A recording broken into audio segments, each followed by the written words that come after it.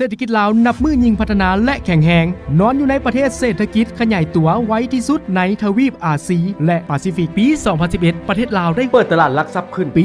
2018 มีรายได้หับเฉลี่ยต่อหัวละ $2,599 ดอลลาร์สหรัฐการลงทุนของเอกชนเพิ่มขึ้นเดือน 9 ปี 2018 มีโครงการลงทุน 2,924 โครงการรวมมูลค่า 3.8 ตื้อดอลลาร์ลาวแม่นประเทศที่ผลิตพลังงานไฟฟ้าให้แก่บรรดาประเทศเช่นเวียดนามจีนไทย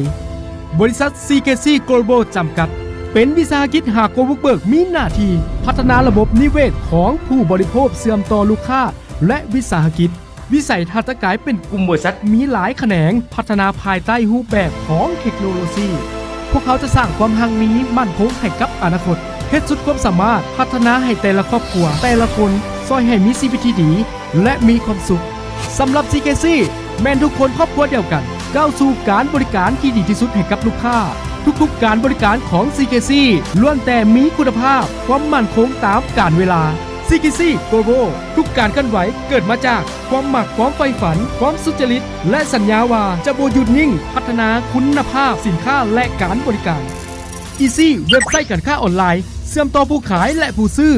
สะสมคะแนนและคืนเงินสูงสุดห้อยส่วนห้อยของสินค้าถ้าสามารถเบิ่งรายละเอียดเว็บไซต์ได้ที่ www.easybylaw.com เว็บไซต์การค้า Easy ใส่จ่ายได้รับเงินคืนใส่จ่ายแบบสลัดกับ Easy easybylaw.com แม่นผลงานผลิตของบริษัท Global จำกัด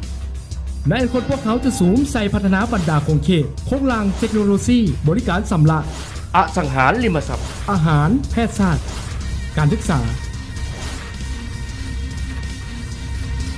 มีโอกาสได้เรียนอย่างมืออาชีพและมั่นคงมีโอกาสได้รับการฝึกอบรมความสามารถนำใส่ตัวจริง